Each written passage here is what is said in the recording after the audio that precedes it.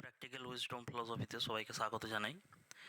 আজ আমাদের আলোচনার বিষয় ডাজ টাইম রিয়েলি এক্সিস্ট। সময়ের অস্তিত্ব সম্পর্কে আলোচনা করার পূর্বে থমাস হাক্সলির একটা উক্তি আমাদের জানা দরকার। তিনি বলেছিলেন যে জানার পরিমাণ সসীম আর অসীম অজানা।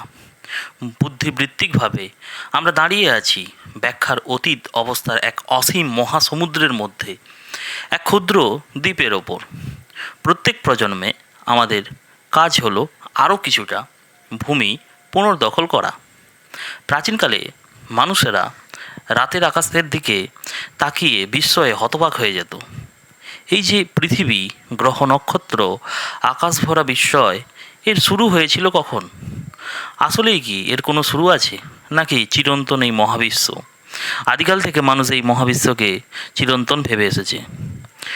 স্বাভাবিকভাবেই তারা ভাবত এই মহাবিশ্ব বুঝি চিরকালই ছিল, আর তার কোনো এক পর্যায়ে মানুষের মতো প্রাণীরা এই পৃথিবীতে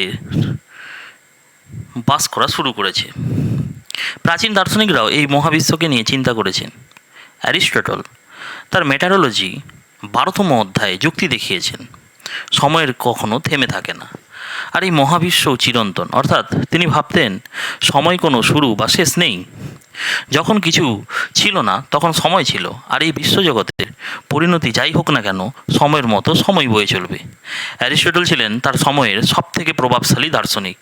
তিনি প্রথমেই প্রভাবশালী যেই দার্শনিকগুলো ছিলেন তার মৃত্যুর পরও প্রায় 2000 বছর পর পর্যন্ত বিভিন্ন ক্ষেত্রে তার মতই কিন্তু মানুষ মেনে নিয়েছে। অ্যারিস্টটল ছাড়া তার সমসাময়িক এপিকিউরাসও কিন্তু একই কথা বলেছেন। এই সব দার্শনিকদের মতে স্থান এবং সময় দুটিই ছিল পরম। আসলে প্রাচীনকালের দার্শনিকদের কাছে সময় ছিল এক রহস্যের নাম। বিভিন্ন সময় বিভিন্ন দার্শনিক এবং চিন্তাবিদরা সময়ের রহস্য ভেদ করতে চেয়েছেন, কিন্তু কোনো কূল কিনারাই পাননি।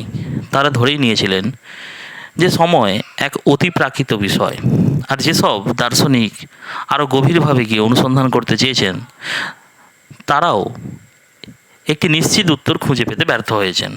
ফলে একটা সময়ে তাদের ধারণা ছিল যে সময় সম্ভবত মানুষের মস্তিষ্কের এক ধরনের উপলব্ধি। এরপর অনেক সময় চলে গেছে, দর্শনের আধিপত্য শেষ হয়েছে। এখন আধুনিক বিজ্ঞানের যুগ। বৈজ্ঞানিক অনুসন্ধান সময় কিন্তু একটা গুরুত্বপূর্ণ বিষয়। দৈনন্দিন জীবনে আমরা ঘড়ি দিয়েই কিন্তু সময়কে বুঝে নিই, কিন্তু সময় তো আর ঘড়ির ওপর নির্ভরশীল করে না। ঘড়ির কাঁটা থেমে থাকলেও কিন্তু সময় বয়ে চলে। অনেক ক্ষেত্রে ঘড়ির 1 ঘন্টা পার হলেও আমাদের কাছে মনে হয়ে যায় যেন 1 ঘন্টা অনেক বেশি সময় চলে গেছে। আবার অনেক ক্ষেত্রে এর উল্টোটাও ঘটে। আসলে সময় একটি ব্যক্তি নিরপেক্ষ জিনিস হলেও আমরা আমাদের মস্তিষ্কের সাহায্যে সময়কে অনুভব করে থাকি। ফলে সময় নিয়ে সঠিক এবং পরিপূর্ণ ধারণা পেতে হলে শুধু পদার্থবিজ্ঞানের উপর নির্ভর করলেই চলে না, পাশাপাশি শারীরতত্ত্ব, স্নায়ুবিজ্ঞান ও মনোবিজ্ঞানের মতো বিষয়ের ওপরও নির্ভর করতে হয়। আর পদার্থবিজ্ঞানের দৃষ্টিতে বিচার করতে গেলে খুব কম সংখ্যায় সময় কিন্তু একটি বিষয়কে সংজ্ঞায়িত করাও কিন্তু বেশ কঠিন। তাই সময়ে সঠিক বিশ্লেষণের জন্য এর ভৌত রূপের বা পদার্থবিজ্ঞানের দৃষ্টিতে পাশাপাশি মনস্তাত্ত্বিক যে দিকগুলো রয়েছে, যেমন শারীরবিজ্ঞান এবং স্নায়ুবিজ্ঞানের দৃষ্টিতে জানার প্রয়োজন। এরপরে পদার্থবিজ্ঞানের দৃষ্টিতে সময়টা কী? যদি প্রশ্ন করা হয় সময় কী, তাহলে পদার্থবিজ্ঞানের দৃষ্টিতে উত্তর হবে কী হতে পারে। হয়তো বলা যেতে পারে যে এটি একটি ভৌত রাশি, কারণ পদার্থবিজ্ঞানের আলোচনায় যে সমস্ত রাশিকে দরকার হয় এবং সেটাকে প্রমাণ করা যায় তাকে ভৌত রাশি বলা হয়। যেমন তাপমাত্রা, সময়ের তাপমাত্রার মতোই একটা ভৌত রাশি, কিন্তু তাপমাত্রা সহ অন্য সব রাশির সাথে সময়ের একটা বড় পার্থক্য রয়েছে। দৈর্ঘ্য, প্রস্থ, উচ্চতা, ভর, তড়িৎ প্রবাহ, দীপন ক্ষমতা ইত্যাদিকে আমরা মাপার পাশাপাশি ইন্দ্রিয়ের সাহায্যে ধরতে, ছুঁতে ও অনুভব করতে পারি। যেমন দৈর্ঘ্য, প্রস্থ এবং উচ্চতাকে দেখা যায়, স্কেল দিয়ে মাপা যায়। কোনো বস্তুকে হাত দিয়ে ভুলে আমরা তার ভর অনুভব করতে পারি, তাপমাত্রা এবং তড়িৎ প্রবাহের সংস্পর্শে এসে অনুভব করতে পারি। তাই বলে যে তড়িৎ প্রবাহ অনুভব করতে যাওয়াটা নিশ্চয়ই কিন্তু বোকামি হবে। অর্থাৎ সব ভৌত রাশিকেই পরিমাপের পাশাপাশি ত্বক, চোখ ইত্যাদি ইন্দ্রিয়ের সাহায্যে অনুভব করা যায়, কিন্তু সময়কে শুধুমাত্র মস্তিষ্কের বুদ্ধিবৃত্তিক চেতনার সাহায্যে অনুভব করতে হয়। ইন্দ্রিয়ের সাহায্যে অনুভব করার কোনো উপায় নেই। অন্য সব ভৌত রাশির সাথে এখানেই সময়ের পার্থক্য। সময় যে বয়ে চলেছে এটি আমরা বুঝতে পারি পরিবর্তন এবং গতির সাহায্যে। সূর্যের চারিদিকে পৃথিবীর ঘূর্ণনের কারণে ঋতু পরিবর্তন হয় এবং পৃথিবী নিজের অক্ষের ওপর ঘোরার কারণে রাত দিন হয়। আমরা বুঝতে পারি সময় বয়ে চলেছে, কিন্তু লক্ষণীয় বিষয় হলো ঘড়িতে যে সময় মাপা হয় সেটি কিন্তু গতিরই সাহায্যে। আদিকালের ঘড়িগুলো এই বিষয়টি খুব ভালোভাবে বোঝা যেত। সূর্য ঘড়িতে ছায়ার পরিবর্তন থেকে সময় মাপা হতো এবং জল ঘড়ি বা বালি ঘড়িতেও এই পরিবর্তনের বিষয়টি সরাসরি দেখা যেত। এইসব প্রাকৃতিক ঘড়ির পরে আবিষ্কার করা হয় যান্ত্রিক ঘড়ি। এইসব ঘড়িতেও কোনো একটি দণ্ড বা দোলকের পর্যায়কালকে ব্যবহার করে সময় মাপা হতো। এরপরে আসি আণবিক ঘড়ি। এটি ক্রিস্টাল অণুর কম্পনের হারকে ব্যবহার করে আণবিক ঘড়িতে সময় মাপা হয়। পারমাণবিক ঘড়িতে মাপা হয় পরমাণুর কম্পাঙ্কের সাহায্যে। এক কথায় ঘড়ি গতি ছাড়া কিন্তু সময়ের প্রবাহকে মাপার কোনো উপায় নেই, এমনকি বোঝারও কোনো উপায় নেই। এখন যদি আপনাকে প্রশ্ন করা হয় যে গতি কী, তাহলে একটা দার্শনিক সমস্যার মধ্যে পড়ে যাবেন। কারণ কোনো একটি নির্দিষ্ট সময় কোনো বস্তুর যে স্মরণ হয় সেটি তার গতি, অর্থাৎ সময়ের ধারণা ছাড়া গতি পরিমাপের কোনো উপায় নেই। তাহলে দেখা যাচ্ছে সময়ের ধারণা ছাড়া গতিকে বোঝারও উপায় নেই। আবার অন্যদিকে গতির সাহায্যেই সময়কে বুঝতে হচ্ছে। ফলে গতি ও সময় এই দুটি জিনিসকে এমনিতে খুব সাধারণ জিনিস মনে হলেও এদের মৌলিক রূপ বুঝতে চাইলে একটা রহস্যময় জট পাকিয়ে যায়। সময় যে একটি গোলমেলে জিনিস সেটি কিন্তু বহুকাল আগে থেকেই মানুষের জানা ছিল। আজ থেকে প্রায় ৩,৫০০ বছর আগে সেন্ট অগাস্টিন বলেছিলেন, যদি কেউ জিজ্ঞাসা করে যে সময় কি, মনে হয় যে আমি জানি, কিন্তু উত্তর দিতে গেলেই বুঝতে হবে যে আমি জানি না। গতি থেকেই যে সময়ের ধারণা সৃষ্টি হয়েছে এ কথা প্রথম স্পষ্ট করে বলেছেন অ্যারিস্টটল। তার ভাষায় সময় হলো গতির পরিমাপ, কিন্তু গতিবিদ্যার মৌলিক স্বীকার্য সম্পর্কে তার ধারণা ছিল একদম ভুল। তিনি ভাবতেন হালকা বস্তুর থেকে ভারী বস্তু বেশি বেগে পতিত হয়। অর্থাৎ সময় সম্পর্কে অ্যারিস্টটলের ধারণাকে আমরা গ্রহণ করতে পারছি না। অ্যারিস্টটলের পরে গতিবিদ্যা নিয়ে খুব গুরুত্বপূর্ণ কাজ করেন ইটালিয়ান জ্যোতির্বিদ গ্যালিলিও গ্যালিলাই। তিনি পরীক্ষা করে দেখান যে অ্যারিস্টটলের ধারণাটা ভুল। পাশাপাশি তিনি প্রথম বলেন যে গতিবিদ্যার বস্তুর দূরত্ব অতিক্রমের ক্ষেত্রে বেগটি শুধু গুরুত্বপূর্ণ না, সময়ের সাথে কী হারে বেগ পরিবর্তন হচ্ছে সেটিও গুরুত্বপূর্ণ। এভাবে গ্যালিলিওর হাত ধরে এই প্রথম পদার্থবিজ্ঞানের আলোচনায় ত্বরণের ধারণা প্রবেশ করে। গ্যালিলিও ত্বরণ ও সময়কে বিজ্ঞানের সাথে পরিচয় করিয়ে দিলেও বলবিদ্যা শুরু হওয়ার আগ পর্যন্ত স্থান, সময়, ত্বরণ এই সবেরই গুরুত্ব কিন্তু ভালোভাবে বোঝা যায়নি।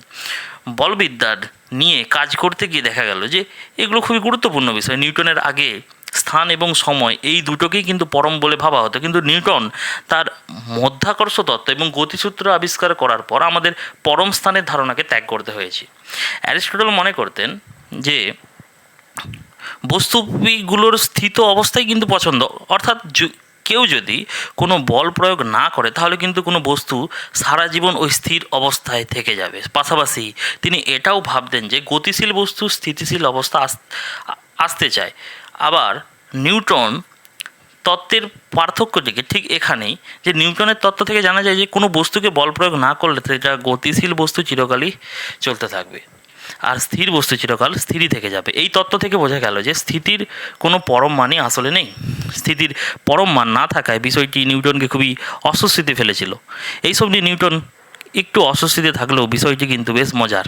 কেননা স্থিতির যদি কোনো পরম মান না থাকে তাহলে কে স্থির আর কেই বা গতিশীল কোনোভাবেই বলা সম্ভব নয়। ধরুন একটি লোক রাস্তার পাশে দাঁড়িয়ে আছে, আরেকটি লোক একটি নির্দিষ্ট বেগে তার দিকে সাইকেল চালিয়ে আসছে। এখন অ্যারিস্টটলের তত্ত্ব অনুসারে আমরা বলতে পারবো যে কোন লোকটি স্থির আর কোন লোকটি চলমান। আমাদের উত্তর হবে দাঁড়িয়ে থাকা লোকটি হচ্ছে স্থির আর সাইকেল চালিয়ে আসা লোকটি কিন্তু চলমান। কিন্তু নিউটনের তত্ত্ব অনুসারে এভাবে নির্দিষ্ট করে বলার কোনো উপায় নেই। বলতে হবে দাঁড়ানো লোকটির সাপেক্ষে সাইকেলের লোকটি চলমান, অথবা সাইকেলের লোকটির সাপেক্ষে দাঁড়ানো লোকটি চলমান। এ কি আজব কথা! শুনতে আজব শোনালেও বিজ্ঞানীরা কিন্তু পরীক্ষা করে দেখেছেন নিউটনের তত্ত্ব কিন্তু সঠিক। নিউটনের তত্ত্ব সঠিক কিনা তা কিন্তু খুব সহজ একটি উদাহরণ দিলেই বোঝা যাবে। আমরা যদি পৃথিবীর ঘূর্ণনকে বিবেচনায় না আনি তবে পৃথিবীর ওপর একটি ট্রেনের গতিকে দুইভাবেই বলতে পারি। এক, পৃথিবী স্থির, আর রেল লাইনের ওপর দিয়ে একটি ট্রেন পূর্ব থেকে পশ্চিম দিকে ছুটে চলেছে। অথবা এটাও বলা যেতে পারে যে ট্রেনটি স্থির, আর পৃথিবী পশ্চিম থেকে পূর্ব দিকে ছুটে চলেছে। এখন ট্রেনটির ভিতরে যদি কেউ কোনো গতিশীল বস্তু নিয়ে পরীক্ষা নিরীক্ষা করে, তবে দেখা যাবে নিউটনের সূত্র ট্রেনটির ভেতরেও প্রযোজ্য। যেমন ট্রেনটির একটি টেবিলের ওপর যদি কেউ একটা পিংপং বল নিয়ে খেলে, তাহলে দেখবে যে ট্রেনের বাইরে ধাক্কা খেয়ে টেবিলটার উপরেই যেমন আচরণ করতে, সেখানে কিন্তু একই রকম আচরণ করছে। ফলে রেলগাড়ির চলছে নাকি পৃথিবী চলছে সেটা বলার কোনো উপায় নেই। তাহলে স্থিতির কোনো পরম মান না থাকলে কিন্তু আরও একটা সমস্যা হবে। যেমন ট্রেনের ভেতর দুটি ঘটনা যদি ভিন্ন সময় ঘটে, তবে ঘটনাগুলি ঠিক কোথায় ঘটেছে এ বিষয়ে নির্দিষ্ট করে কিছু বলা যাবে না। পিং বলটি যখন টেবিলের ওপর থেকে লাফিয়ে 1 সেকেন্ডের পর টেবিলে ধাক্কা খেলো, তখন ট্রেনের বাইরে থাকা কোনো লোকের মনে হতে পারে বল দুটো ধাক্কা খেয়েছে 30 বা 40 মিটার ব্যবধানে। কারণ এই 1 সেকেন্ড সময়ের মধ্যে ট্রেনটি 30 মিটার দূরে সরে যাবে, কিন্তু ট্রেনে থাকা কারও মনে হবে যেন যে ধাক্কাটি একই স্থানে হয়েছে, কারণ সে লক্ষ্য করবে যে ধাক্কার স্থানটি টেবিলের একই বিন্দুতে রয়েছে। ফলে দেখা যাচ্ছে পরম স্থিতি বা পরম স্থানের আসলে কোনো অস্তিত্বই নেই। নিউটন ছাড়াও বিশপ বার্কলে নামে একজন অ্যাংলো আইরিশ দার্শনিক নিউটনের মতো কোনো গাণিতিক পদ্ধতি ছাড়াই স্থানের পরম ধারণাকে বাতিল করে দিয়েছেন। নিউটনের আবিষ্কারের পর স্থানের পরম ধারণা বাতিল হয়ে গেলেও সময়কে তখন পরম বিবেচনা করা হতো, অর্থাৎ সময়ের কোনো আদি অন্ত নেই। যখন কোনো কিছু ছিল না তখন সময় ছিল। আবার যদি কখনো সব কিছু ধ্বংস হয়ে যায়, তবুও সময় একইভাবে বয়ে চলবে। পরম সময়ের আরেকটি অর্থ হলো সময় সব ক্ষেত্রেই, সময় সব স্থানেই একই গতিতে বয়ে চলে। পৃথিবীর 1 সেকেন্ডই অতিবাহিত হলে মহাবিশ্বের যে কোনো প্রান্তের জন্য ঠিক 1 সেকেন্ডই অতিবাহিত হবে। পরম সময় নিয়ে প্রাচীনকালেই কিছু দার্শনিক বিতর্ক শুরু করেছিল। কিছু কিছু দার্শনিক প্রশ্ন তুলেছিল যে সময় যদি পরম হয়, অর্থাৎ মহাবিশ্বের সৃষ্টির পূর্বে অসীমকাল বলে কিছু থেকে থাকে, তবে মহাবিশ্বের সৃষ্টির আগে সৃষ্টিকর্তা কেন অসীমকাল অপেক্ষা করেছিল? আজ থেকে 1000 বছর আগে আসলে এসব প্রশ্নের কোনো সমাধান সম্ভব ছিল না। এইসব দার্শনিক প্রশ্ন ছাড়া কিছু আধা বৈজ্ঞানিক প্রশ্ন উঠেছিল। অনেকে বলেছিল গতি ছাড়া যেহেতু সময়কে বোঝার উপায় নেই, আর পরম গতি বলেও কিছু নেই, তাহলে পরম সময় বলে কিছু আছে কি? নাকি সময় নিজেও কিন্তু আপেক্ষিক? তবে আমাদের সাধারণ জ্ঞান বলে মহাবিশ্ব যদি ধ্রুব আর পরম বলে কিছু থেকে থাকে, তবে তা সময়ই হবে। স্থানের পরম ধারণা নিয়ে অনেকে সন্দেহ পোষণ করেছেন। কোনো বিজ্ঞানী কোনোদিনই সময়ের পরম ধারণা নিয়ে কোনো প্রশ্ন তোলেনি। কিন্তু সবাই তো আর স্রোতে গা ভাসিয়ে দেওয়া বিজ্ঞানী না। আসলে বেগ নিয়ে গবেষণা করতে গিয়ে অ্যালবার্ট আইনস্টাইন নামে একজন সুইস পেটেন্ট অফিসের এক কেরানি যুগান্তরকারী এক আবিষ্কার করে ফেলে। শেষ পর্যন্ত আমাদের পরম সময়ের ধারণা কিন্তু ত্যাগ করতেই হয়। সেই ছোটোবেলা থেকে আইনস্টাইনের আলো নিয়ে অনেক কৌতূহলী ছিল। ছোট্ট আইনস্টাইন ভাবতেন যদি একটা আলোক রশ্মিকে ধরে ফেলা যায় তাহলে সেটি দেখতে কেমন হবে, অথবা যদি একটি আলোর তরঙ্গের সাথে সমান গতিতে ছোঁটা যায় তাহলে আমাদের কি দেখতে পাবো। একটি স্থির তরঙ্গ আমরা যদি একটি বাস বা ট্রেনের সাথে ওই গতিতে ছুটতে শুরু করি, তাহলে পাশের ট্রেনের মানুষ, চেয়ার, টেবিল কোনো কিছুই আমরা চলমান দেখব না। এই ট্রেনের সব কিছুই আমাদের স্থির মনে হবে। তেমনি আইনস্টাইন ভেবেছিল যদি একটি আলোর তরঙ্গের সাথে এভাবেই তাল মিলিয়ে চলা যায়, তাহলে সম্ভবত এক সারি লম্বা স্থির আলোর তরঙ্গ দেখা যাবে। আইনস্টাইনের বয়স যখন মাত্র 16 বছর, তখনই তিনি বুঝতে পারেন যে এই চিন্তার কিছু একটা গলদ আছে। পরবর্তীতে তিনি তার লেখায় বিষয়টিকে উল্লেখ করেছেন। After 10 years of reflection, such a principle resulted from a paradox up on which I had already hit at the age of 16. If I pursue a beam of light with the velocity I should observe such a beam of light as specially oscillatory electromagnetic field at rest. However, there seems to be no such thing, whether on the basis of experience or according to Maxwell equations. Einstein কলেজে পড়ার সময় জানতে পারলেন যে আলোককে ম্যাক্সওয়েলের যে তড়িৎ ক্ষেত্র ও চৌম্বক ক্ষেত্রের সাহায্যেই প্রকাশ করা যায়। আর এই ক্ষেত্র দুটি ম্যাক্সওয়েলের তড়িৎ চৌম্বক ক্ষেত্রের সমীকরণগুলো মেনে চলে। আইনস্টাইন ভাবলেন আলোকে ভালো মতো বোঝার জন্য এর থেকে ভালো আর উপায় আর কী বা হতে পারে। তিনি তখন ম্যাক্সওয়েলের সমীকরণ নিয়ে পড়াশোনা করতে শুরু করলেন। দেখা গেল তার ধারণাই ঠিক ছিল। ম্যাক্সওয়েলের সমীকরণ সেরকম কোনো স্থির তরঙ্গ অনুমোদন করে না। তড়িৎচুম্বক ক্ষেত্রের সমীকরণগুলো বিশ্লেষণ করলে বোঝা যায় আলোর কোনো স্থির তরঙ্গের সারি দেখা মানে একটা তড়িৎ চুম্বকের ক্ষেত্রকে স্থির দেখা, অর্থাৎ এরকম কোনো কিছু বাস্তবে ও ম্যাক্সওয়েলের সমীকরণে কোনোটিতেই সম্ভব নয়। ম্যাক্সওয়েল তড়িৎ চুম্বকের সমীকরণে আলোর বেগ ছিল একটা ধ্রুবক, অর্থাৎ একটি কোনো পরিবর্তন হবে না। ম্যাক্সওয়েল নিজেই ধ্রুবকের মান কত হবে তা নিজেই গণনা করে বের করেছিলেন। তিনি হিসেব করার পর দেখতে পেলেন যে অবিশ্বাস্যভাবে এটি আলোর বেগের সমান। এ থেকেই তিনি প্রথম বুঝতে পেরেছিলেন আলো আর কিছুই নয়, এক ধরনের তড়িৎ চুম্বক তরঙ্গ। কিন্তু ম্যাক্সওয়েলের সমীকরণ থেকে দেখা যাচ্ছে আলোর বেগ সবসময় একই থাকবে। আমরা কত বেগে ছুটেছি সেটা কোনো বিষয় না। আলোর পেছনে আমরা যত দ্রুতই ছুটি না কেন একে আমরা একই বেগে চলতে দেখব। কিন্তু এ কী করে সম্ভব হয়ে যায়? কারণ ধরুন আপনার সামনে একটি ট্রেন আলোর বেগে চলছে, ধরলাম আলোর বেগ হয়তো 100 কিমি পার ঘন্টা। এখন আমরা যদি ওই ট্রেনের পেছনে 98 কিমি ঘন্টায় ছুটি, তাহলে আমাদের কাছে মনে হবে এটি ঘন্টায় 2 কিমি বেগে ছুটছে।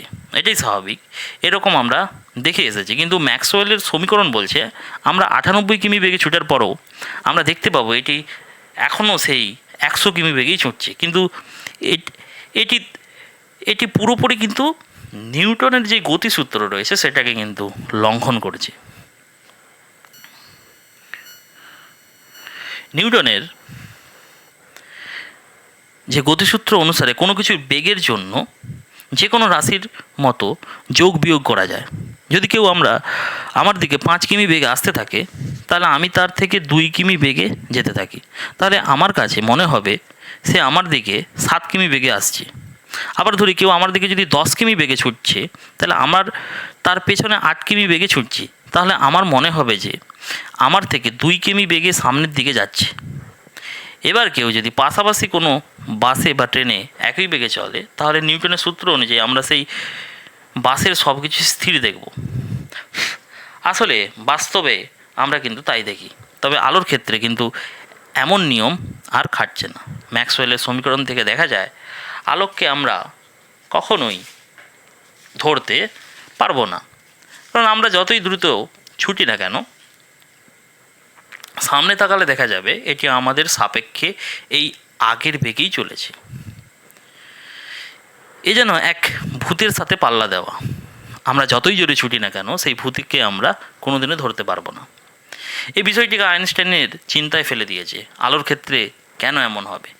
আর যদি সত্যিই এমনটা হয়, তাহলে তার মানে ম্যাক্সওয়েলের সমীকরণ অথবা নিউটনের সূত্র যে কোনো একটি ভুল আছে।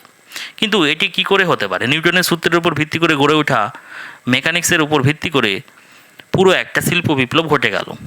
আর তাছাড়া গ্রহ নক্ষত্রের গতি পর্যন্ত নিউটনের তত্ত্ব থেকে নিখুঁতভাবে হিসেব করে ফেলা যায়। নিউটনের তত্ত্ব ভুল হওয়ার কথা চিন্তার করাই যায় না। আবার ম্যাক্সওয়েলের তড়িৎ চুম্বকের ক্ষেত্রে সমীকরণও কিন্তু খুবই সফল। আইনস্টাইন কোনোভাবেই কিছু মেলাতে পারছিলেন না। আইনস্টাইন বুঝতে পেরেছিলেন আমরা প্রকৃতির এমন একটা কিছু জানি না যার ফলে আমাদের মনে হচ্ছে নিউটনের অথবা ম্যাক্সওয়েলের সূত্রে ভুল আছে, কিন্তু প্রকৃতির এই যে ধাঁধার একটা সমাধান তো অবশ্যই আছে।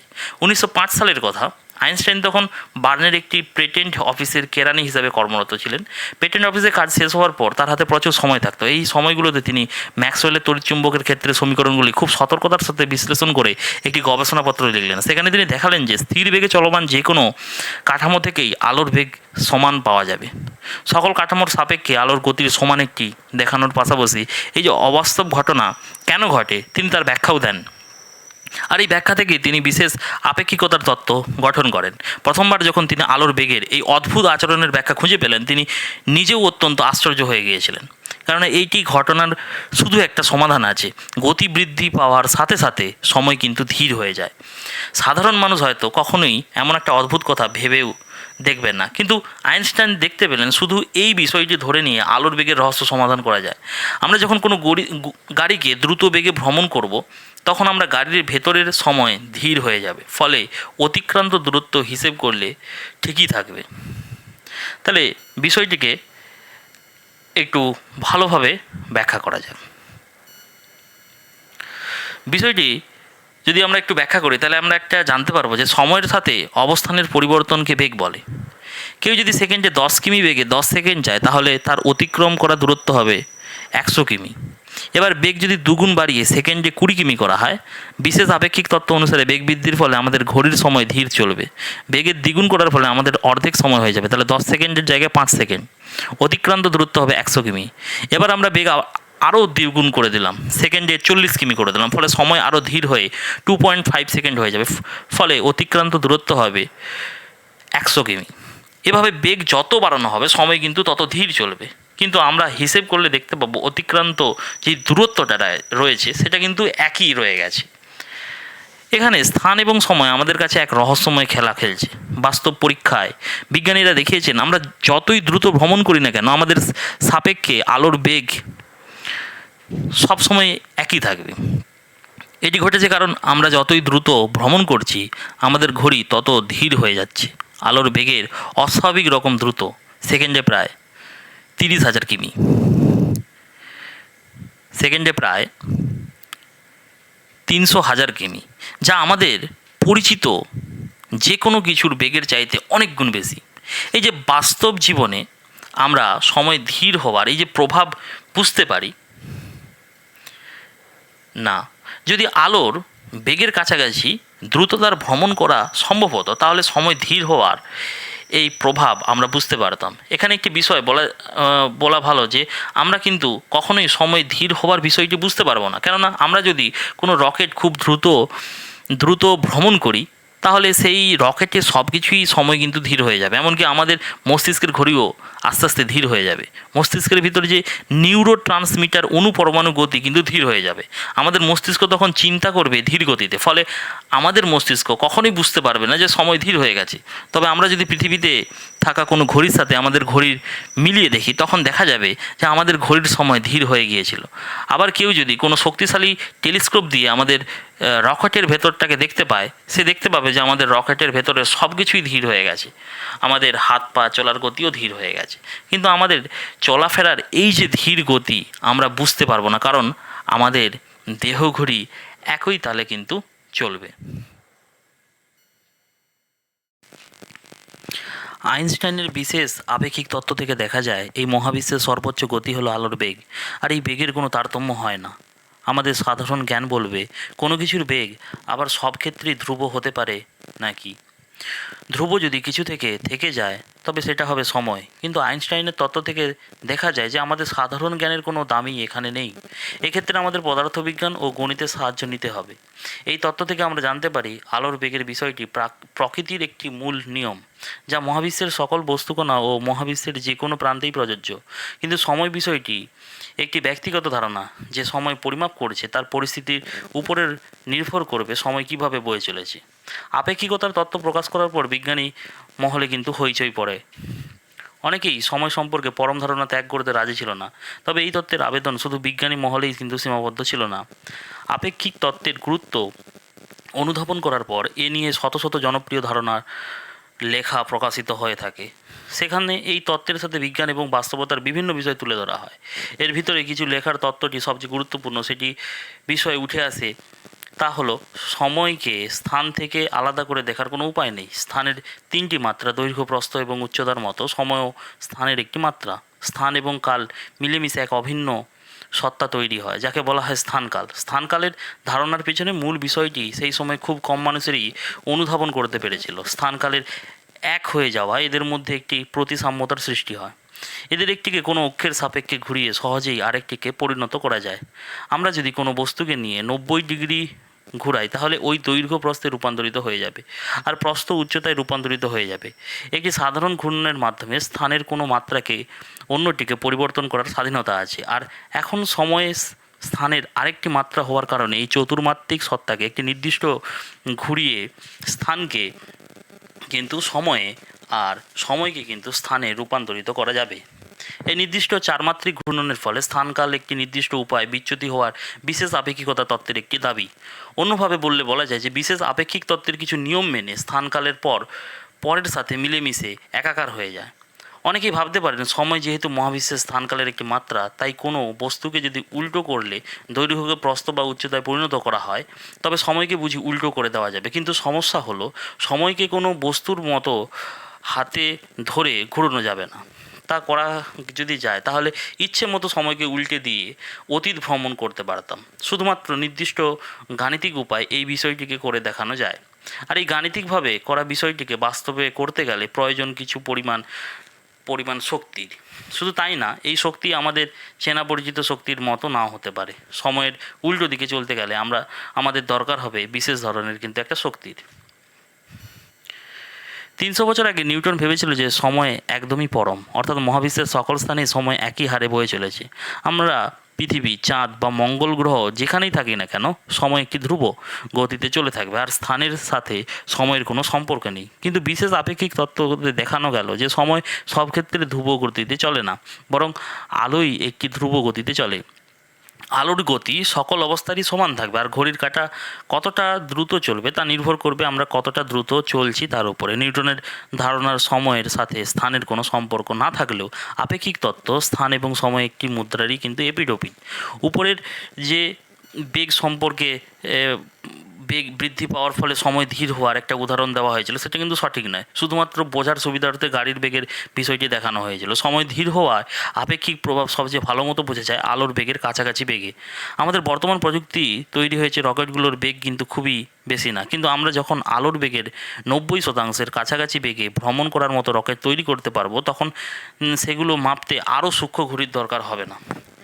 আলোর বেগ বৃদ্ধির সঙ্গে সঙ্গে সময় কতটা ধীর হয়ে যায় তার একটা ছকের সাহায্যে আমরা দেখাতে পারি। যদি আলোর বেগের 87%, তাহলে সময় কিন্তু দুগুণ ধীর হয়ে যাবে। আলোর বেগে যদি 95% হয়, সময় কিন্তু 3 গুণ ধীর হয়ে যাবে। আবার আলোর বেগের 97 সময় কিন্তু 4 গুণ ধীর হয়ে যাবে। আলোর বেগের 98% সময় 5 গুণ ধীর হয়ে যাবে। আলোর বেগের 99% সময় 7 গুণ ধীর হয়ে যাবে। এরকম করে কিন্তু চলতে থাকবে। তাহলে এখন ধরা যাক, যদি আমরা এমন একটি রকেট তৈরি করতে পেরেছি যা আলোর বেগের 99.99% দ্রুততায় ভ্রমণ করতে পারে। যদি কেউ এই রকেটে চড়ে 1 বছর কাটিয়ে আসে, তাহলে আমরা আপেক্ষিক তত্ত্বের প্রভাব বেশ ভালোভাবে বুঝতে পারবো। ধরে নিলাম কয়েকদিন আগে আপনার মাধ্যমিক পরীক্ষা শেষ হয়েছে। আপনি চাচ্ছেন কিছুদিন একটু দ্রুতগামী রকেটে করে একটু মহাকাশে ভ্রমণ করে আসলে মন্দ হয় না। আপনি একটি রকেটে করে আলোর বেগের 99.99% দ্রুততায় 1 বছর মহাকাশে ভ্রমণ করে ফিরে এলেন।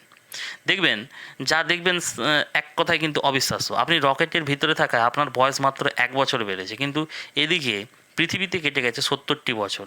ফিরে এসে আপনার বেশিরভাগই সহপাঠীকে আপনি জীবিত অবস্থায় পাবেন না। আর যারা বেঁচে আছে তারা এতটাই বৃদ্ধ হয়ে গেছে যে আপনি তাদেরকে চিনতেই পারবেন না। তাই এরকম মহাকাশ ভ্রমণ না করাই ভালো।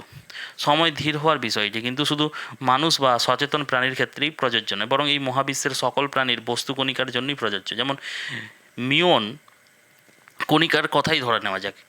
মিউন খুবই অস্থায়ী একটি কণিকা, গড় আয়ু 2.2 মাইক্রোসেকেন্ড। এই সেকেন্ডের 2 লক্ষ ভাগের 1 ভাগ সময়ের মধ্যে এর উৎপত্তি ঘটে, আবার ধ্বংসও হয়ে যায়। তাই মহাকাশ থেকে যখন কোনো মিউন কণিকা পৃথিবীর প্রবেশ করে, সেটি খুবই আশ্চর্যজনক ভাব লাগে। কেননা এই কণিকাগুলো যদি আলোর বেগের খুব কাছাকাছি বেগে ছুটে, তবুও 700 মিটার পার হওয়ার আগেই ধ্বংস হয়ে যাওয়ার কথা। পৃথিবী পৃষ্ঠে পর্যন্ত পৌঁছানোর একদমই কিন্তু অসম্ভব। কিন্তু মিউন যেহেতু আলোর বেগের খুব কাছাকাছি বেগে পৃথিবীর দিকে ছুটে আসছে, তাই আপেক্ষিকতার বিশেষ তত্ত্ব অনুসারে মিউনের নিজের সময় প্রায় 30 গুণ ধীর হয়ে গেছে। তাই আমাদের ঘড়ি হিসাবে মিউন কণিকার পৃথিবীতে পৌঁছতে পৌঁছতে ধ্বংস হওয়ার কথা থাকলেও মিউনের নিজের ঘড়িতে তখন 2.2 মাইক্রোসেকেন্ড পার হয়নি। আবার তেজস্ক্রিয়তা কোনো পদার্থের কথাই ধরা যাক। তেজস্ক্রিয় পদার্থের বৈশিষ্ট্য হলো একটি নির্দিষ্ট সময়ে একটি নির্দিষ্ট পরিমাণ পরমাণুকে ক্ষয় হয়। এবার যদি কোনো তেজস্ক্রিয় পরমাণুকে আলোর বেগের কাছাকাছি বেগে মহাকাশযান করে 1 বছর ঘুরিয়ে আবার পৃথিবীতে ফেরত আনা হয়, তবে দেখা যাবে ওই মহাকাশযানে থাকা অবস্থায় 1 বছরে যে পরিমাণ পরমাণু ক্ষয় হয়ে যাওয়ার কথা ছিল, তার থেকেও অনেক কম পরিমাণ পরমাণু ক্ষয় গিয়েছে। তাহলে বোঝাই যাচ্ছে এই সময় ধীর হওয়ার বিষয়টি সব ক্ষেত্রেই প্রযোজ্য।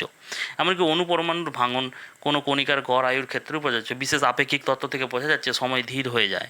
কিন্তু বিশেষ আপেক্ষিক তত্ত্বের পর আইনস্টাইন প্রথম এক তত্ত্ব গঠন করলেন, যার ফলাফল আরও বেশি অদ্ভুত। এই তত্ত্ব থেকে দেখা যাবে যে সময় সব কিছুই ধীর হয় না, এমনকি বেঁকেও যেতে পারে, ঘুরপাকও খেতে পারে। আলোর বেগের সমস্যা নিয়ে কাজ করার পর আইনস্টাইন মহাকর্ষ বল নিয়ে কাজ করতে চাইলেন। তার উদ্দেশ্য ছিল মহাকর্ষ বল কেন কাজ করে তা খুঁজে বার করা। কিন্তু এই অনুসন্ধান করতে গিয়ে তিনি আরও একটি যুগান্তকারী আবিষ্কার করে ফেললেন, যার গণনা থেকে বোঝা গেল যে স্থানকে আমরা যেমন সমতল বলে ভাবি, বিষয়টি আসলে মোটেও নয়। বরং স্থান হলো বক্র, আর স্থানের এই বক্রতার কারণেই মহাকর্ষ বলের উৎপত্তি ঘটে। স্থানের বক্রতাকে সহজে বোঝানোর জন্য স্থানকে বা মহাশূন্যকে একটি পাতলা চাদরের সাথে তুলনা করা যেতে পারে। আমরা যদি ওই চাদরের ওপর একটি ভারী পাথরকে রাখি তাহলে চাদরের মাঝের জায়গাটি বিকৃত হয়ে যাবে। এখন চাদরের যত ভারী পাথর চাপানো হবে চাদরের বক্রতা তত বেড়ে যাবে, ফলে এই চাদরের ওপর কোনো বস্তুর চলার যে পথ এটাও কিন্তু বাঁকা পথ হয়ে যাবে। এখন কোনো বস্তুকে চাদরের উপর যদি ছেড়ে দিই তাহলে সেই পাথরের দিকে কিন্তু গড়িয়ে পড়ে যেতে চাইবে। আপাতত দৃষ্টিতে মনে হবে ভারী পাথরটি যেন বস্তুটিকে আকর্ষণ করছে, কিন্তু আসলে এটি কোনো আকর্ষণ নয়, বরং চাদরের বক্রতার কারণেই এটি বস্তুকে ভারী পাথরের দিকে নিয়ে যাচ্ছে। আইনস্টাইনের গণিত বলছে যে এটি কোনো বল নয়, বরং চাদরের বক্রতার কারণেই এই বলের উদ্ভব হয়েছে। তেমনি স্থান এবং কালের বক্রতার কারণে বস্তুগুলো একে অপরের দিকে আকর্ষিত হয়, কারণ প্রতিটি গ্রহ নক্ষত্র এভাবেই তার চারপাশের স্থানকে বাঁকিয়ে দেয়। নিউটন এই আকর্ষণের নাম দিয়েছেন মহাকর্ষ, কিন্তু কেন এই টান কাজ করে তা কিন্তু তিনি বলতে পারেননি। মহাকর্ষ বল কেন কাজ করে আইনস্টাইন তার রহস্য উদ্ঘাটন করে ফেললেন। আশ্চর্য বিষয় হলো স্থানের এই বক্রতা এমনকি আলোকেও বাঁকা পথে চলতে বাধ্য করে। এই চাদরের বক্রতার বিষয়টি আমাদের সৌরজগতের সাথে তুলনা করা যাক। সৌরজগতের কেন্দ্র রয়েছে সূর্য, আর সূর্য তার বিশাল ভরের কারণে তার চারপাশের স্থানকে বাঁকা করে দিয়েছে, ফলে আশেপাশের গ্রহগুলো সূর্যের প্রতি একটি আকর্ষণ অনুভব করছে। আর এই আকর্ষণ নিউটনের ব্যস্তবর্গীয় নিয়মে মেনে চলার ফলে প্রতিটি গ্রহ একটি নির্দিষ্ট কক্ষপথ দিয়ে সূর্যের চারিদিকে ভ্রমণ করে চলেছে। সূর্যের মতো পৃথিবী তার চারপাশের স্থানকে প্রতিনিয়ত বাঁকিয়ে চলেছে, আর সেই কারণেই আমরা পৃথিবীর সাথে মহাকর্ষ টানকে অনুভব করি। আর এই বক্রতা না থাকলে আমরা মহাশূন্য থেকে ছিটকে যেতাম। এখন লক্ষ্য করুন যে বিশেষ যে তত্ত্ব থেকে আমরা জেনেছিলাম যে স্থান এবং সময় মূলত একই সত্তা, ফলে স্থান ছাড়া সময় চিন্তাও করা যায় না। তাই স্থানের বক্রতার কারণে একটি বিশেষ ব্যাপার ঘটে, তা হলো স্থান যদি বেঁকে যায় তবে সময়ও কিন্তু বেঁকে যাবে। আপেক্ষিকতার সাধারণ তত্ত্বকে ম্যাচেস প্রিন্সিপাল নামে একটি নীতির সাহায্যে সামারাইজ করা যায়। উপরে একটি উদাহরণ আমরা দেখেছিলাম যে চাদরের উপর যত ভারী পাথর চাপানো যায় চাদরের বক্রতাও তত বেশি হয়। তেমনি আইনস্টাইনের তত্ত্বকে সামারাইজ করে বলা যায় যে ভর শক্তির উপস্থিতি তার চারপাশে স্থানকালের বক্রতা নির্ণয় করে। আইনস্টাইন দেখলেন যে স্থানকালের বক্রতা সরাসরি ভর শক্তির পরিমাণের ওপর কিন্তু নির্ভর করে। আইনস্টাইন সমীকরণে তিনি বলেছেন যে ভর শক্তি সেখান থেকে এসেছে স্থানকালের বক্রতা। এই স্থানকালের বক্রতার দ্বারা সব কিছুই কিন্তু প্রবাহিত হয়, সামান্য আলোক রশ্মি থেকে শুরু করে মহাবিশ্বের সব বস্তু। এর আগে আমরা দেখেছিলাম গতিবৃদ্ধির ফলে সময় ধীর হয়ে যায়, কিন্তু শুধু গতিবৃদ্ধির কারণে যে সময় ধীর হয়ে যাবে কিন্তু তা না, কোনো বস্তুর মহাকর্ষ বলও সময় ধীর করে দিতে পারে। উদাহরণস্বরূপ পৃথিবীর ভর সূর্যের থেকে অনেক কম, ফলে পৃথিবীর তুলনায় সূর্যের মহাকর্ষ বল অনেক বেশি। তাই আমরা যদি পৃথিবীতে অবস্থান করি তবে আমাদের সময় যেভাবে বয়ে চলবে সূর্যের ক্ষেত্রেও আরও ধীর চলবে, কেননা সূর্যের মহাকর্ষ বল সময়কে ধীর করে দেবে।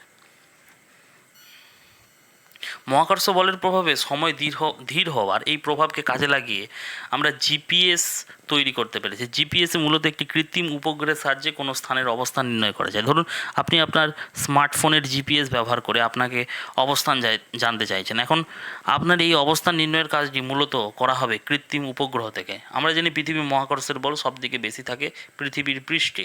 পৃথিবীর পৃষ্ঠ থেকে যত উপরে বা নিচের দিকে যাওয়া যাবে বল ততই কমতে থাকবে। কৃত্রিম উপগ্রহ পৃথিবী থেকে অনেক উচ্চতায় অবস্থিত, তাই সেখানে মহাকর্ষ বল পৃথিবীর পৃষ্ঠ থেকে কিছুটা কম, ফলে সেখানে সময়ের প্রবাহ কিছুটা দ্রুত।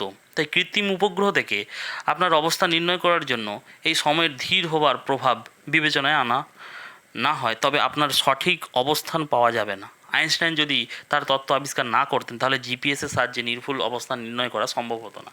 কৃত্রিম উপগ্রহের সাথে আমাদের পৃথিবীর সময়ের ব্যবধান কিন্তু সব সামান্য, কিন্তু আমরা যদি এই সামান্য প্রভাবকে গণনা না ধরি তবে সঠিক অবস্থান নির্ণয় করা যাবে না। সময়ের এই প্রভাব গণনায় না ধরলে জিপিএসের হিসেবে 12 কিলোমিটার এদিক ওদিক হয়ে যাবে। আইনস্টাইনের আপেক্ষিক তত্ত্ব থেকে এটাই দেখানো যাচ্ছে যে সময় মূলত এক ধরনের নদীর মতো। নদী যেমন কোথাও ধীর চলে আবার কোথাও দ্রুত চলে, তেমনি স্থান এবং কালের বক্রতার ফলেও আরও একটি মজার বিষয় ঘটে। স্থানকালের বক্রতা যদি অনেক বেশি হয় তখন নদীর যেই জল যেমন ঘূর্ণি তৈরি হয়, স্থানকালের বক্রতার ফলেও এমনই ঘূর্ণি তৈরি হতে পারে। ফলে এমন ঘূর্ণিতে স্থানে ইচ্ছে করলেই সোজা চলা যাবে না, সময় যে শুধু সামনের দিকেই প্রবাহিত হবে এমন বলা যাবে না। আইনস্টাইন তত্ত্ব থেকে দেখা যাচ্ছে যে মহাকর্ষ বলের প্রভাবে সময় ধীর হয়ে যায়, বেঁকে যায়। এমনকি নদীর জল যেমন ঘূর্ণি তৈরি হয়, তেমনি সময়ও কিন্তু ঘূর্ণিপাকে আবদ্ধ হতে পারে। তবে সময় ঘূর্ণিপাকে আবর্তিত হলেও সময় কখনো থেমে যায় না। সাধারণ আপেক্ষিক তত্ত্বের সমীকরণ তা কিন্তু অনুমোদন করে না। আইনস্টাইনের আপেক্ষিক তত্ত্ব সময় সম্পর্কে একটি স্পষ্ট ব্যাখ্যা দিলেও কিছু কিন্তু ধোঁয়াশা এখনও রয়েই গেছে। ভাবছে এ আবার কেমন কথা, ব্যাখ্যা যদি স্পষ্ট হয় তবে ধোঁয়াশার কথা আসছে কেন? তাহলে একটু খোলসটা ছাড়িয়েই বলছি। প্রকৃতিতে যা কিছু ঘটে সব কিছু মূলে আছে চারটি মৌলিক বল। আমরা এই চারটি মৌলিক বলের মধ্যে তিনটি বলের কোয়ান্টাম তত্ত্ব তৈরি করে ফেলেছি, কিন্তু মহাকর্ষ বলের কোয়ান্টাম তত্ত্ব এখনও সফল হয় না। সমস্যা হলো মহাকর্ষ বলকে কোয়ান্টানাইজ করতে গেলে তো সময়কে কী দরকার? সময়কে কিন্তু কোয়ান্টারাইজ করতে হবে। তাই একটি পরিপূর্ণ কোয়ান্টাম গ্র্যাভিটির তত্ত্ব ছাড়া সময় সম্পর্কে আমাদের ধারণাকে সম্পূর্ণ বলা যাবে না। তাই এখনও অল্প কিছু একটা ধোঁয়াশা রয়ে গেছে। সময়ের বাতিলের প্রস্তাবে এমনিতে যে সময়ের কিছু বৈশিষ্ট্য একদম অপরিবর্তনীয়, আমরা না চাইলেও সময় তার গতিকে বয়ে চলে, অর্থাৎ এই রকম বাধ্য হয়ে আমাদের সময়ের স্রোতে বয়ে চলতে হয়। স্থানের ক্ষেত্রে বিষয়টি সম্পূর্ণ আলাদা। স্থানে আমরা ইচ্ছে করলেই চলতে পারি, আবার স্থিরও থাকতে পারি, কিন্তু সময়ের ক্ষেত্রে আমাদের ইচ্ছার কোনো দাম নেই। মহাবিশ্ব সম্পর্কিত এই ধারণায় সময় মহাবিশ্বের একটি অবিচ্ছেদ্য উপাদান। কিন্তু অনেক দার্শনিক, এমনকি পদার্থবিজ্ঞানীও আছেন যারা সময়ের অস্তিত্ব স্বীকার করেননি। সেন্ট অগাস্টিন ছিলেন তেমনই একজন দার্শনিক। তিনি কনফেশন অফ সেন্ট অগাস্টিন নামে 13 খণ্ডের একটি আত্মজীবনীমূলক বই লিখেন। 400 খ্রিস্টাব্দের দিকে এক লেখায় তিনি সময়ের প্রকৃতি সম্পর্কে বিস্তারিতভাবে লিখেছেন। সেখানে তিনি সময়ের অস্তিত্বকে অস্বীকার করেছেন। তার মতে সময় আমাদের মস্তিষ্কের একটা বিভ্রম মাত্র। তিনি অতীত ও ভবিষ্যতের অস্তিত্বকে স্বীকার করতে চাননি। তার মতে অতীত সে তো গতই হয়েছে, আর ভবিষ্যৎ তো তাই, যা এখনও হয়নি। আর বর্তমান এমন একটা বিষয় যা ঠিক এই মুহূর্তে পরিবর্তন হয়ে অতীতে হয়ে গেল। তাহলে এগুলো কোনোটাই আসলে সময়। তার মতে এই অতীত, বর্তমান বা ভবিষ্যৎ বলে কিছুই নেই, তবে পুরোটা মিলেই সময়। তাহলে ঠিক সময় বলে কি আসলেই কিছু আছে? তার মতে পুরো সময়টি মানে বর্তমান, অতীত আর ভবিষ্যৎ একই সঙ্গে ঘটে আছে, কিন্তু আমাদের মস্তিষ্কের সীমাবদ্ধতার কারণে তা বুঝতে পারছি না। তিনি তার সময়ের ব্যাখ্যায় ঈশ্বরকে নিয়ে এসেছিলেন। তার প্রশ্ন ছিল, ঈশ্বর কি সময়ের দ্বারা সীমাবদ্ধ? তিনি নিজেও এর উত্তর দিয়েছেন। তার মধ্যে ঈশ্বর যেহেতু সর্বশক্তিমান, তাই তিনি সময়ের দ্বারা সীমাবদ্ধ নন। অর্থাৎ ঈশ্বর অতীত, বর্তমান এবং ভবিষ্যৎ একই সাথে কিন্তু জানতে পারে। সেন্ট অগাস্টিনের সময় সম্পর্কে এসব ধারণা কিন্তু বৈজ্ঞানিক নয়। তিনি অগাস্টিনের মতো আমরাও সময়ের ও সময়ের প্রভাবে অদ্ভুত, অজানা এবং আপাত বিরোধী বৈশিষ্ট্য দেখে অবাক হয়ে যাই। অনেক সময় আমাদের মস্তিষ্ক ভাবতে পারে না স্থান থেকে সময় কিভাবে আলাদা আর কিভাবে বা সম্পর্কিত। আমরা যদি স্থানের সামনে, পিছনে বা বিভিন্ন দিকে ভ্রমণ করতে পারি, তাহলে সময়ের ক্ষেত্রে কেন পারি না? আমরা প্রত্যেকেই জীবনকাল নির্দিষ্ট কিছু সময়ের মধ্যেই সীমাবদ্ধ। ভেবে অবাক হতে হয় যে অতীত মনে রাখি, কিন্তু ভবিষ্যৎ কেন মনে রাখতে পারি না। এ তো গেল দার্শনিকদের ধারণা। অনেক দার্শনিক ও সাধারণ মানুষের মতো কয়েকজন বিজ্ঞানীও সময়ের অস্তিত্বকে স্বীকার করতে চাননি। তেমন একজন ছিলেন ব্রিটিশ পদার্থবিজ্ঞানী জুলিয়ান বারবার। বারবার আইনস্টাইনের সাধারণ আপেক্ষিক তত্ত্বের ওপর কোলোগন বিশ্ববিদ্যালয় থেকে ডক্টরেট করেছেন, তবে তার মূল আকর্ষণ ছিল কোয়ান্টাম গ্র্যাভিটি নিয়ে। পদার্থবিজ্ঞানীরা সময়কে যেভাবে দেখেন বারবারের তার চেয়ে একটু ভিন্ন দৃষ্টিতে দেখতে চেয়েছেন। তিনি পদার্থবিজ্ঞানের ক্ষেত্র থেকে সময় বিষয়টিকে বাদ দিয়ে নতুন এক ধরনের পদার্থবিজ্ঞানের সূচনা করতে চেয়েছিলেন। 1999 সালে প্রকাশিত তার দ্য এন্ড অফ টাইম বইয়ের মাধ্যমে তিনি সময়ের ধারণাকে উপেক্ষা করে এক নতুন মতবাদের সূচনা করেন। বারবারের মতে সময় আসলে কোনো কিছুর অস্তিত্ব নেই, এটি শুধুমাত্র মস্তিষ্কেরই কল্পনা। তিনি যুক্তি দেখান যে আমাদের স্মৃতি ছাড়া অতীত বিষয়টি অন্য কোনো প্রমাণ নেই, তেমনি ভবিষ্যতেও আমাদের কল্পনা মাত্র, এর সাপেক্ষে কোনো প্রমাণ পাওয়া যাবে না। তার মতে বস্তুকণার স্থান পরিবর্তন করার বিষয়টি আমাদের মধ্যে সময় নামক এক বিভ্রম সৃষ্টি করে, কিন্তু আদতে প্রতিটি মুহূর্তেই স্বতন্ত্রভাবে টিকে থাকতে পারে, আর তা সম্পূর্ণ একসাথেই আছে। অর্থাৎ তার মতে পুরো সময়টাই কিন্তু বর্তমান, অতীত বা ভবিষ্যৎ বলে কিছুই নেই। তিনি এর নাম দিয়েছেন নাও। বারবারের তত্ত্বের কাছাকাছি আরেকটা তত্ত্ব রয়েছে, একে বলা হয় ইউনিভার্স তত্ত্ব, ব্লক ইউনিভার্স তত্ত্ব। ব্লক ইউনিভার্স তত্ত্বে স্থানকালকে একটি অপরিবর্তনীয় চারমাত্রিক পৃষ্ঠ হিসেবে দেখা হয়। এই তত্ত্ব সময়ের অতীত, বর্তমান, ভবিষ্যৎ একই সাথে কিন্তু ঘটে আছে। এতে পরিবর্তন করার কিন্তু কিছু নেই বা প্রবাহেরও কিছু নেই।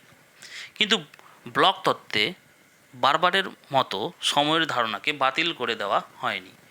ব্লক তত্ত্ব এমনিতেই অনেক ত্রুটি আছে, কিন্তু বারবারের তত্ত্ব সময়ের ধারণাকে বাতিল করে দেওয়ার ফলে সময়ের যে একটি মাত্রা আছে, স্থান আর কালের যে একই সত্তার একটি ভিন্ন মাত্রা, এই ধারণাকেও কিন্তু বাতিল করে দেওয়া হয়েছে। ফলে এই তত্ত্ব চূড়ান্ত রকম সমালোচনা সৃষ্টি করেছে। তাই শুরু থেকে বেশিরভাগ বিজ্ঞানীরা একে সন্দেহের চোখে দেখেন।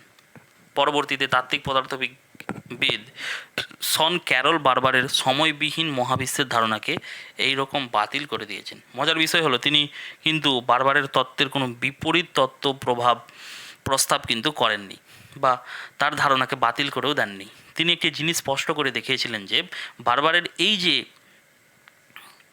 সময়বিহীন ধারণা পদার্থবিজ্ঞানের কোনো কাজে আসবে না, অর্থাৎ এই ধারণা শুধু ধারণাতেই সীমাবদ্ধ, বিজ্ঞানের এর কোনো ব্যবহারিক নেই। ফলে একে বাতিল না করেও তার বিজ্ঞানের জায়গায় স্থান পাচ্ছে না। সময়ের অস্তিত্ব নিয়ে বিস্তারিত কাজ করেছেন টিম মডলিন। তার মূলত বিজ্ঞান এবং দর্শন নিয়ে কাজ করেন। সময়ের ধারণার বিষয়ে মডলিনকে একদমই কিন্তু মৌলবাদী বলা যায়। তার ধারণাও একদমই স্পষ্ট। মডলিন যুক্তি দেখিয়েছিলেন যে সময়ের যে তীর একদমই বাস্তব একটি বিষয়, অর্থাৎ সময় কোনো প্রতিসাম্যতা মানে না। আর পাশাপাশি বারবারের সময়হীনতা ভার বিষয়টিকেও সরাসরি বাতিল করে দেন। তার যুক্তিগুলো কোয়ান্টাম মেকানিক্স ও পদার্থবিজ্ঞানের আধুনিক ধারণার ওপর ভিত্তি করে দেওয়া। বিজ্ঞানের দৃষ্টিতে দেখলে এমনিতেও সময়বিহীন মহাবিশ্বকে অসম্ভব মনে হবে। নিউটনের বিশ্বে সময়কে পরম ভাবলেও সময় নিয়ে নিউটনীয় বলবিদ্যার তেমন কিছু করার ছিল না, কেননা নিউটনের পদার্থবিদ্যায় সময় কোনো উল্লেখ নেই। সেখানে সময়কে এক অর্থে শাশ্বত ধরে নেওয়া হয়েছে, আবার আরেক অর্থে হিসেবের মধ্যেই কিন্তু নেওয়া হয়নি। কিন্তু আইনস্টাইনের তত্ত্বে সময় খুবই গুরুত্বপূর্ণ একটা জিনিস। স্থানের মাত্রার সাথে সময়ের মহাবিশ্বের আরেকটি মাত্রা। ফলে এই মহাবিশ্বের অবিচ্ছেদ্য উপাদান হলো সময়, আর গতির সাথে সময়ের একটা নির্দিষ্ট গাণিতিক সম্পর্ক রয়েছে। আইনস্টাইন তত্ত্বে গতি বৃদ্ধির ফলে ভর বৃদ্ধি পায়, দৈর্ঘ্য সংকুচিত হয়, পাশাপাশি সময় ধীর হয়ে যায়, এবং সময়ের যদি অস্তিত্বই না থাকতো তবে সময় ধীর হওয়ার প্রশ্ন আসতোই না। এই আপেক্ষিক তত্ত্ব অনুসারে বারবারের সময়বিহীন মহাবিশ্বের ধারণা কিন্তু টিকছে না। সময়কে বাতিল করার প্রস্তাব যেমন এসেছে, তেমনি এর উল্টো প্রস্তাবও এসেছে। এমন একজন পদার্থবিদ হলেন লি স্মোলিন। তিনি মূলত একজন তাত্ত্বিক পদার্থবিজ্ঞানী। কোয়ান্টাম গ্র্যাভিটি এবং কোয়ান্টাম মেকানিক্স সৃষ্টিতত্ত্ব নিয়ে কাজ করলেও পদার্থ বিজ্ঞানের দর্শন নিয়ে তিনি অনেক গুরুত্বপূর্ণ কাজ করেছেন। এ বিষয়ে তিনি সিরিজ আকারে বেশ কিছু থিসিস এবং বই প্রকাশ করেন। 2013 সালের এপ্রিলে টাইম রিবন নামে একটা বই প্রকাশিত করেন। এই বইতে 179 পৃষ্ঠায় তিনি দেখান যে স্পেস বা স্থান একটি ইলুয়েশন হলেও হতে পারে, কিন্তু সময় একটা কিন্তু বাস্তব বিষয়। আসা যাক মনস্তাত্ত্বিক সময়। আলোর বেগের কাছাকাছি বেগে ভ্রমণ করার সময় মিউন কণিকার সময় কিন্তু ধীর হয়ে যায়। অনেকেই হয়তো ইতিমধ্যে বলে ফেলেছেন যে মিউন কণিকার তাতে কি এসে যায়। এসব নিয়ে যত মাথা ব্যথা আমাদের মতো মানুষের, বেচারা মিউন তো কোনো চিন্তার ক্ষমতা নেই। তবে বিষয়টি কিন্তু অবশ্যই ভাবার মতো। সময় ধীর হওয়ার বিষয়টি সব ক্ষেত্রেই প্রযোজ্য হলেও জড়জগৎ তো আর তা উপলব্ধি করতে পারছে না। শুধুমাত্র মানুষের মতো বুদ্ধিমান প্রাণীর কাছে এই সময় ধীর হওয়ার বিষয়টি গভীর তাৎপর্যপূর্ণ বহন করে। সময় বিষয়টি ঠিক কী তা না জেনেই প্রাচীনকাল থেকে মানুষ সময়কে জয় করতে চেয়েছেন। সময় নিয়ে এই যে সচেতনভাবে চিন্তা করার ক্ষমতা, এটি শুধু মানুষেরই আছে। মানুষ সচেতনভাবে সময় নিয়ে চিন্তা করতে পারে। তারা ভাবতে পারে তাদের অতীতের সুখময় স্মৃতি ও দুঃখের অভিজ্ঞতার কথা। মানুষ ছাড়া অন্য প্রাণীদের কিন্তু আবার সময় নিয়ে সচেতনভাবে চিন্তা করার ক্ষমতা নেই। এমনকি সময়কে তারা সঠিকভাবে উপলব্ধি করতে পারে না। মানুষ ছাড়া অন্য প্রাণীদের সময়জ্ঞান কেমন তা নিয়ে বিজ্ঞানীরা বিভিন্ন ধরনের পরীক্ষা করেছেন। এর মধ্যে কানাডার ইউনিভার্সিটি অফ ওয়েস্টার্ন অন্টারিওর যে প্রফেসর উইলিয়াম রবার্টসের গবেষণা কিন্তু বেশ গুরুত্বপূর্ণ। রবার্টস এবং তার সহকর্মী ইঁদুরের সময়জ্ঞান নিয়ে বেশ কিছু পরীক্ষা করেন। এই পরীক্ষাগুলোতে তারা ক্ষুধার্ত ইঁদুরকে চিত্র খুঁজতে দেন, একটা চিজ খুঁজতে দেন। তার পরীক্ষাতে দেখা যায় এইটি ইঁদুর কতক্ষণ সময় ব্যয় করে ওই চিজের টুকরোটাকে চিজ পেয়েছে সেটি তাদের মস্তিষ্কে জেনে রাখে, কিন্তু এখন থেকে কত সময় লাগে বা পরে চিজটি পেয়েছে তারা তারা সেটা কিন্তু জানে না। অর্থাৎ অতীত বা ভবিষ্যতের কোন অর্থ তারা উপলব্ধি করতে কিন্তু একটা সামান্য ইঁদুর উপলব্ধি করতে পারছে না। ইঁদুরের থেকে আরও উন্নত প্রাণীর ক্ষেত্রে বিষয়টা একটু এরকম। কুকুরের মালিকরা লক্ষ্য করে দেখেছেন কত সময় আগে বা পরে কোনো একটি ধারণা ঘটল, সেটি তাদের কুকুর বুঝতে পারে না। কুকুর তার মালিকের 5 মিনিট পরে দেখালেও যেমন খুশি হয়, 5 ঘন্টা পরও দেখালেও একই রকম কুকুররা খুশি হয়। অর্থাৎ তাদের সময় প্রবাহের কোনো জ্ঞান নেই। এখন অনেকেরই হয়তো ভাবছেন কোনো প্রাণী যদি ভবিষ্যতের ধারণা একদমই না থাকে তবে সে জীবন ধারণ করে কি করে? খাবার খাওয়া বা কোনো শিকার ধরার জন্যও তো কিছু পরিকল্পনা করতে হয়। হ্যাঁ, ঠিকই ধরেছেন। এই রকম কাজের জন্য সামান্য হলেও ভবিষ্যতের ধারণা থাকতে হয়। তবে সেই ভবিষ্যতের চিন্তা খুবই সামান্য। একটু বিস্তারিত ব্যাখ্যা করলে বিষয়টি ঠিকমতো বোঝা যাবে। ইঁদুর এবং কুকুরের উদাহরণ দেওয়া হয়েছে, সেই বিষয়টি এই সব প্রাণীর ক্ষেত্রে আলোচনা করা যেতে পারে যে এই বিষয়গুলি বোঝার জন্য বিজ্ঞানীরা কিছু মজার পরীক্ষা করেছেন। এসব পরীক্ষা করার জন্য ইঁদুর বা বা এমন প্রাণীদের প্রথম কিছুটা প্রশিক্ষণ দেওয়া হয়। বিজ্ঞানীরা কিছু ইঁদুরকে একটি প্রশিক্ষণ দিলেন যে তোমরা যদি এই লিভারটিকে চাপ দাও তাহলে তোমরা এক টুকরো খাবার পাবে। 2 থেকে 5 বার এই রকম প্রশিক্ষণ দিলে ইঁদুরগুলো লিভার চেপে খাবার সংগ্রহ করতে পারে। কিন্তু এই ঘটনার মধ্যে সময়ের ব্যবধান যদি 30 সেকেন্ডের বেশি হয়, ইঁদুর আর এই বিষয়টি মনে রাখতে পারে না। অর্থাৎ লিভার চাপা এবং খাবার পাওয়া এই দুটি ঘটনার ব্যবধানে 30 সেকেন্ড বেশি হলে সেটি ইঁদুরের সময় জ্ঞানের বাইরে চলে যায়। ইঁদুর থেকে উন্নত যে স্তন্যপায়ী প্রাণীদের ক্ষেত্রে এই সময় আরও কিছুটা বেশি। বানরের ক্ষেত্রেও এই সময় সর্বোচ্চ 90 সেকেন্ড। অর্থাৎ ইঁদুর 30 সেকেন্ড ও বানর 90 সেকেন্ডের বেশি ভবিষ্যৎ দেখতে পায় না। ইঁদুর, কুকুর এবং বানরের সময়জ্ঞান দেখেই বোঝা যাচ্ছে এসব প্রাণীরা মূলত বর্তমান সময়ে বাস করে, কিন্তু বর্তমান সময়টি কত দ্রুত বয়ে যাচ্ছে সেখানে কিন্তু মানুষের সাথে অন্য প্রাণীদের অনেক তফাৎ রয়েছে। ভাবলে হয়তো অবাক হবেন, এমনকি প্রায় সব প্রাণীর সময় প্রবাহ আলাদা আলাদা। সিনেমা বা ডকুমেন্টারিতে অনেক সময় আমরা স্লো মোশনে ভিডিও দেখে থাকি, তবুও তো যদি আমাদের একটি স্লো মোশনের বিশ্বে নিয়ে যাওয়া হয় তবে সেটা কেমন হবে? আশেপাশে সব কিছুর পরিবর্তন, তখন খুব ধীর গতিতে হবে। তবে একই সাথে যদি আমাদের মস্তিষ্ক ধীর গতিতে কাজ করে তাহলে আমরা বিষয়টিকে বুঝতে পারবো না। কিন্তু আশেপাশে সব কিছুই যদি ধীর গতির হয় তাহলে আমাদের মস্তিষ্ক যদি ঠিকঠাক কাজ করে তবে বেশি মজা হবে। তখন ইচ্ছে করলেই টেবিল থেকে পড়ে যাওয়া গ্লাস ধরে ফেলতে পারবো। সমস্যা হবে খেলাধুলা নিয়ে। এমন সুবিধা পেলে গোলকিপারকে আর গোল দেওয়া সম্ভব হবে না। কিন্তু প্রাণী ঠিক এমন কিছুই সুবিধা পেয়ে থাকে। ওদের সময় প্রবাহ আমাদের থেকে আলাদা। ওরা জগৎটাকে দেখে কিছুটা স্লো মোশন ভিডিওর মতো। কুকুরের কথা ধরে নেওয়া যাক। কুকুর জীবনকালে মানুষের প্রায় 7 ভাগের 1 ভাগের সমান। অর্থাৎ কুকুর 1 বছরের সমান মানুষের 7 বছর। বিজ্ঞানীরা ভাবছিলেন যে আচ্ছা, তাহলে কুকুরের সময় প্রবাহ কি মানুষের তুলনায় ধীর? গবেষণায় দেখা গেল আসলে কিন্তু তাই। কুকুরের সময় প্রবাহ মানুষের তুলনায় প্রায় 25% ধীর। গবেষণায় দেখা যাচ্ছে কোনো প্রাণীর সময় প্রবাহের হার মূলত নির্ভর করে দুটি জিনিসের ওপর। একটি হলো শরীরের ওজন আর অন্যটি হলো বিপাকের হার। কোনো প্রাণীর ওজন যত কম হবে তার শরীরের ভেতর ঘটা রাসায়নিক প্রক্রিয়া যত দ্রুত হবে, যদি প্রাণীর সময় তত বেশি ধীর হবে।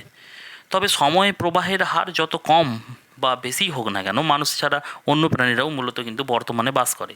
অতীত এবং ভবিষ্যতের ধারণা তাদের কাছে কিন্তু একদমই ঝাপসা। মানুষ ছাড়া অন্য কোনো প্রাণীর সময়জ্ঞান না থাকলেও নিয়ান্ডারথাল মানবদের সময় জ্ঞান ছিল বলে প্রমাণ পাওয়া যায়। নিয়ান্ডারথাল মানবরা ঠিক মানুষ নয়, তবে আধুনিক মানুষের হোমোসেপিয়েন্সের খুব কাছাকাছি। আজ থেকে প্রায় 40 বছর আগে পর্যন্ত মানুষের পাশাপাশি এই নিয়ান্ডারথাল মানবরা পাশাপাশি কিন্তু বাস করত। কিন্তু প্রকৃতির নিয়ম হলো শুধুমাত্র যোগ্যতারাই টিকে থাকে। প্রকৃতির সাথে পাল্লা দিয়ে নিয়ান্ডারথালরা টিকতে পারেনি, চিরতরে কিন্তু হারিয়ে গেছে এই পৃথিবী থেকে। নিয়ান্ডারথালরা হারিয়ে গেছে, তাদের ইতিহাস কিন্তু হারিয়ে যায়নি। তারা দেখতে কেমন ছিল, তাদের খাদ্যাভ্যাস কেমন ছিল বা তাদের বুদ্ধিমত্তা কেমন ছিল, এ বিষয়ে রয়ে গেছে শত শত মত। প্রাচীন এবং মানব ও নিয়ান্ডারথাল মানবদের মহাবিশেষ যে দেহাবশেষ বা ব্যবহার করা হাতিয়ার ইত্যাদি অনেক কিন্তু প্রাচীন গুহা রয়েছে। তেমনি এক গুহার নাম হচ্ছে সানিদার গুহা। ইরাকের রাজধানী বাগদাদ থেকে প্রায় 400 কিলোমিটার দূরে এই ইরাক সীমান্তের এক উপত্যকায় রয়েছে সানিদার গুহা। সানিদার মানে হচ্ছে স্বপ্ন উপত্যকা। এই উপত্যকার একপাশে অবস্থিত এই সানিদার গুহা, এই গুহাটিকে নিঃসন্দেহে বিশেষ একটি স্থান বলা যেতে পারে, কারণ কার্বন ডেট টেস্ট করে জানা গেছে যে এই গুহাটি থেকে 50,000 বছর আগে থেকে বসবাস করার জায়গা হিসেবে ব্যবহার করা হতো।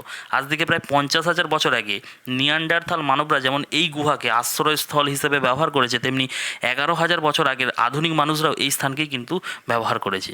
এমনকি আজও কিছু স্থানীয় কুর্দিস্তানিরা বছরের বিশেষ কিছু সময় এই স্থানে এখনও ব্যবহার করে থাকে। গুহাটির খনন করার সময় 4টি স্তরের বিভিন্ন সময়ে বসবাস করা মানুষদের কঙ্কাল এবং তাদের ব্যবহার করা হাতিয়ার ইত্যাদি পাওয়া গেছে। তাহলে সানিদার গুহার সর্বশেষ স্তরটি মূলত সবথেকে বেশি গুরুত্বপূর্ণ। এখানে প্রায় 10টি নিয়ান্ডারথালের দেহাবশেষ পাওয়া গেছে। তাদের মধ্যে সানিদার 3 এবং সানিদার 4কে যে ইচ্ছে করেই কবর দেওয়া হয়েছিল সে বিষয়ে কিন্তু বিজ্ঞানী এবং প্রত্নতাত্ত্বিকবিদরা নিশ্চিত হতে পেরেছে।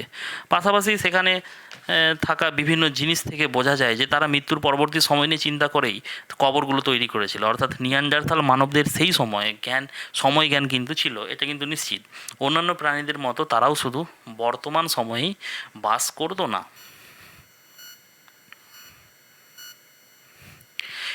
একটা নিশ্চয়ই প্রশ্ন জাগছে যে অন্য কোনো প্রাণীর সময় জ্ঞান না থাকলেও শুধু নিয়ান্ডারথাল এবং আধুনিক মানুষকে কেন সময় জ্ঞান থাকবে? এটা নিশ্চয়ই কারণ আছে। মূলত অতীত ভবিষ্যতের ধারণা থাকার জন্য বিশেষ ধারণায় মস্তিষ্কে গঠন হওয়া দরকার। মানুষের মস্তিষ্কে প্রায় 100 বিলিয়ন নিউরন রয়েছে। এই নিউরনগুলো আবার বিশেষভাবে একটি আরেকটির সঙ্গে যুক্ত এবং নিউরাল সার্কিট তৈরি করেছে।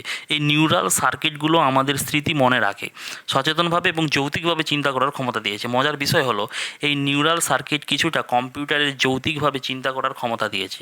মজার বিষয় হলো এই নিউরাল সার্কিট কিছুটা কম্পিউটারের লজিক গেটের মতো কাজ করে। কম্পিউটারের প্রোগ্রামিং ল্যাঙ্গুয়েজ যেমন হ্যাঁ অথবা না প্রশ্নের উত্তর দিয়ে যৌক্তিকভাবে কোনো সমস্যার সমাধান করা যায়, তেমনি মস্তিষ্কেও কিছুটা সেইভাবেই কাজ করে। যে প্রাণীর মস্তিষ্কে যত বেশি নিউরন এবং নিউরন থেকে নিউরনের সংযোগ থাকবে সেই প্রাণী তত বেশি বুদ্ধিমান হবে। মস্তিষ্ক যদি যথেষ্ট পরিমাণে নিউরন এবং অন্তর্নিউরনের সংযোগ থাকে, একমাত্র তখনই সময়জ্ঞানের মতো উন্নত ধারণা থাকা এবং ভবিষ্যৎ পরিকল্পনা থাকা সম্ভব। আর এত উন্নত মস্তিষ্ক শুধুমাত্র মানুষেরই আছে। তার কারণ তাদের মস্তিষ্কে যথেষ্ট উন্নত। আসলে নিয়ান্ডারথালেদের সাথে আধুনিক মানুষের খুব বেশি একটা তফাৎ নেই। একদম সম্প্রতি Lawrence Berkeley national laboratory Edward Rubin পরীক্ষা করে দেখিয়েছেন যে আধুনিক মানুষ এবং নিয়ান্ডারথাল মানবের ডিএনএর মধ্যে 99.5% থেকে 99.9% পর্যন্ত মিল আছে। নিয়ান্ডারথালরাও মানুষের মতো হাতিয়ার তৈরি করতে পারত। কিছু কিছু বিজ্ঞানীরা ধারণা তাদের সম্ভবত একটি ভাষাও ছিল। নিয়ান্ডারথালের সময়জ্ঞান থাকলেও সেটি কিন্তু আধুনিক মানুষের মতো উন্নত না। এটি মস্তিষ্কের পরিপক্কতার উপর নির্ভর করে। জন্ম নেবার পরই মানব শিশুর মস্তিষ্ক পরিণত মানুষের মস্তিষ্কের মতো কাজ করতে পারে না। ফলে মানব শিশুদের ভবিষ্যৎ সময় সম্পর্কে ধারণা কিন্তু খুবই অস্পষ্ট। বলা যায় শিশুরাও এই রকমই কিন্তু বর্তমান সময় নিয়েই ভাবে। শিশুর বয়স বৃদ্ধির সঙ্গে সঙ্গে তার মস্তিষ্ক পরিণত হয়, আর সেই সাথে সে ভবিষ্যৎ সম্পর্কে আরও ভালো মতো ভাবতে পারে।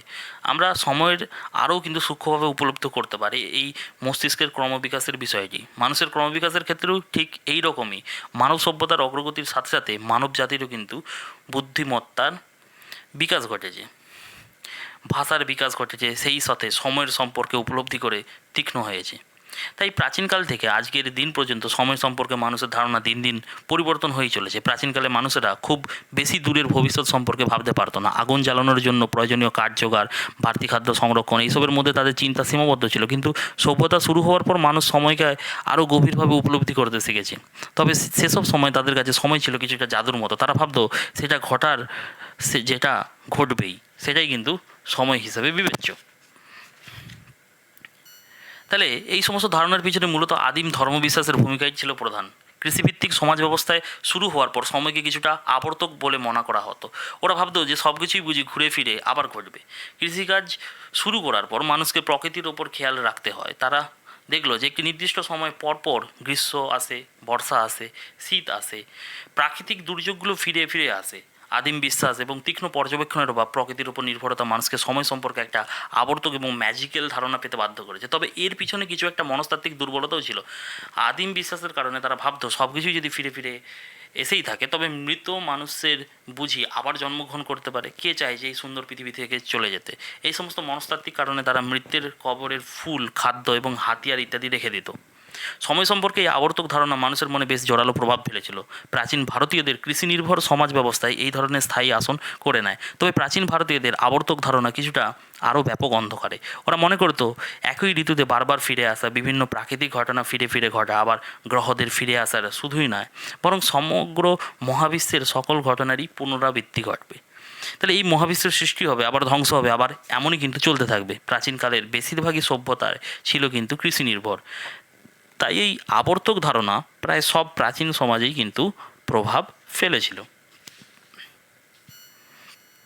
উপরের তলে এই যে আলোচনা থেকে বোঝা যাচ্ছে, সময় আমরা আজকে একটি রৈখিক রেখার মতো কল্পনা করি, যে আমাদের পেছনে অসীম অতীতকাল ছিল আর সামনেও অসীম ভবিষ্যৎ পড়ে রয়েছে। এমন ধারণা প্রাচীন সভ্যতা থেকে শুরু থেকেই কিন্তু ছিল না। সময়ের রৈখিক ধারণা শুরু হয় সেমেটিক ধর্মবিশ্বাস থেকে। আব্রাহিম ধর্মগুলোতে বিশ্বাস করা হয় যে এই মহাবিশ্ব একটি নির্দিষ্ট সময় আগেই সৃষ্টি করা হয়েছিল, আর একটি নির্দিষ্ট সময় পরেই কিন্তু আবার ধ্বংস হয়ে যাবে। অর্থাৎ সেমিটিক ধারণা অনুযায়ী সময়ের রূপ কিন্তু একটা রৈখিক, ফলে এই ধারণা কিছুটা আধুনিক বলা যেতে পারে। প্রাচীন সভ্যতার মধ্যে সময় হিসেবে সবথেকে সচেতন ছিল যে আমেরিকার মায়া সভ্যতা। মায়ানরাই সর্বপ্রথম নির্ভুলভাবে সময় হিসেব করতে শিখেছিল। ওরা জ্যোতির্বিজ্ঞানের ভিত্তিতে গণনা করে খুবই আধুনিক একটা ক্যালেন্ডার তৈরি করেছিলেন। ভাবতে অবাক লাগবে যে আধুনিক সময় গণনার ভিত্তি হিসাবে যে আমরা গ্রেগরিক ক্যালেন্ডার ব্যবহার করি, মায়াদের ক্যালেন্ডার তার থেকেও কিন্তু নির্ভুল ছিল। কারণ গ্রেগরিক ক্যালেন্ডারের প্রতি 10,000 বছরে 3 দিন পিছিয়ে যায়, আর মায়াদের ক্যালেন্ডার প্রতি 10,000 বছরে মাত্র 2 দিন এগিয়ে থাকে। তাহলে এই যে মায়ানরা যে নির্ভুলভাবে সময় গণনার পদ্ধতি আবিষ্কার করলেও সময় সম্পর্কে তাদের ধারণা কিন্তু আজকালকার দিনের মতোই ছিল না। প্রতিটি প্রাচীন সভ্যতার মতো তাদের কাছে সময় ছিল কিছুটা ম্যাজিক্যাল। প্রতিটি বছর, দিন বা মুহূর্তকে ওরা কোনো বিশেষ ঘটনার সাথে সম্পর্কিত করতো। আমরা যেমন ভাবি যে কোনো কিছু ঘটুক আর নাই ঘটুক, সময় কিন্তু বয়ে চলবে, কিন্তু ওরা ভাবতো যে একটি বিশেষ ঘটনাগুলো ঘটার জন্য বুঝি সময় বয়ে চলেছে। মানব সভ্যতার অগ্রগতির সাথে সাথে মানুষের মন থেকে বিভিন্ন প্রকার ম্যাজিক্যাল ধারণা দূর হতে থাকে। সেই সাথে সময় সম্পর্কেও ম্যাজিক্যাল ধারণা বাতিল হয়ে বৈজ্ঞানিক চিন্তাধারা শুরু হতে থাকে। জার্মান জ্যোতির্বিদ জোহানেস কেপলার প্রথম সময়ের বৈজ্ঞানিক ধারণার উপর জোর দেন। তিনি সময়কে প্রাণবাদ এবং ম্যাজিক্যাল ধারণা থেকে মুক্ত করে পুরো মহাবিশ্বটিকে একটি যান্ত্রিক ঘড়ি হিসেবে দেখানোর প্রস্তাব করেন। পরবর্তীকালে কেপলারের এই যান্ত্রিক ঘড়ি ধারণার বিকাশ ঘটান Rene Descartes, Benjamin Thomson, Lord কেলভিনের মতো বিজ্ঞানীরা। মূলত তাদের চিন্তাধারাই সময়ের ক্ষেত্রে একটি বিপ্লবাত্মক চেষ্টা করেছিল। লক্ষ্য করলে দেখা যেতে পারে, উপরের বিভিন্ন প্রাণীর সময় জ্ঞান নিয়ে আলোচনা করার সময় একটি বিষয়ের উপর বেশি জোর দেওয়া হয়েছে, সেটি হলো কে কত দূর ভবিষ্যতে চিন্তা করতে পারে। কারণ যে প্রাণীর যত দূর ভবিষ্যৎ নিয়ে ভাবতে বা পরিকল্পনা করতে পারে, তার সময় জ্ঞান কিন্তু তত বেশি সূক্ষ্ম। সময়ের উপর থেকে ম্যাজিক্যাল ধারণা দূর হওয়ার আগ পর্যন্ত আমরা আসলে খুব বেশি দূর ভবিষ্যতের কথা চিন্তা করতেও পারতাম না, আর একই কারণে খুবই বেশি দূর অতীত নিয়েও ভাবতে পারতাম না। ফলে এই পৃথিবীর মহাবিশ্বটাকে আমরা কাছে খুবই কিন্তু বেশি পুরনো ছিল না। ডেকার্ট কেপলারের বৈজ্ঞানিক চিন্তাধারা শুরু হওয়ার আগে পুরো ইউরোপে জুড়ে সেমিটিক বিশ্বাসের বছর হচ্ছে যে সেমিটিক কয়েক হাজার বছর কিন্তু আগে। ফলে তার আগের বিষয় নিয়ে ভাবার কোনো কিন্তু দরকার ছিল না। কিন্তু বৈজ্ঞানিক চিন্তাধারা শুরু হওয়ার পর বৈজ্ঞানিকভাবে পৃথিবীর বয়স নির্ধারণের চেষ্টা চলতে থাকে। কমটি ডি বাফুন নামে একজন ফরাসি গণিতবিদ প্রথম বৈজ্ঞানিকভাবে পৃথিবীর বয়স নির্ধারণ করেন। তার হিসাবে দেখা যায় পৃথিবীর বয়স কমপক্ষে 75,000 বছর। পরবর্তীতে পৃথিবীর বয়স নির্ধারণের সঠিক উপায় আবিষ্কারের পর দেখানো হয়ে যায় যে পৃথিবীর কয়েক শত কোটি বছর পুরনো পাথরের অস্তিত্ব রয়েছে। আর মহাবিশ্বের সৃষ্টির আধুনিক তত্ত্ব থেকে দেখা যায় যে 13.2 বিলিয়ন বছর আগে এই মহাবিশ্বেরই সৃষ্টি। মহাবিশ্বের সৃষ্টির কয়েক শত কোটি বছর পরে মাত্র 450 কোটি বছর আগে আমাদের এই পৃথিবীর সৃষ্টি হয়েছিল। বিজ্ঞানের তত্ত্বের সাহায্য নিয়ে আমরা আজ থেকে প্রায় 500 কোটি বা তারও বেশি সময় পরে এই পৃথিবী সৌরজগতের অবস্থা কেমন হবে সেটাও ভাবতে পারছি। মূলত সৌরজগতের বিবর্তনের বিষয়টি সম্পর্কে নিশ্চিত হওয়ার আগ পর্যন্ত আমাদের কাছে বৃহৎ সময় বলে তেমন কিছু ভাবতে পারিনি। এমন সময় শুরু এবং শেষ হয়ে যাওয়ার পর্যন্ত আমরা ভাবতে পারি। অনেক বড় সময়ের পাশাপাশি অনেক ক্ষুদ্র সময় নিয়েও আমরা ভাবতে পারি। এখন আমাদের 1 সেকেন্ডের কয়েক কোটি ভাগের মধ্যে ঘটে যাওয়া কোয়ান্টাম কণিকার সংঘর্ষের পরিণতি মাপতে হচ্ছে। ফলে দেখা যাচ্ছে মানুষের জ্ঞান বৃদ্ধির সাথে সাথে আমাদের সময় জ্ঞান দিন দিন বিস্তৃত হচ্ছে এবং সেটা নিরন্তর সূক্ষ্ম হয়ে চলেছে।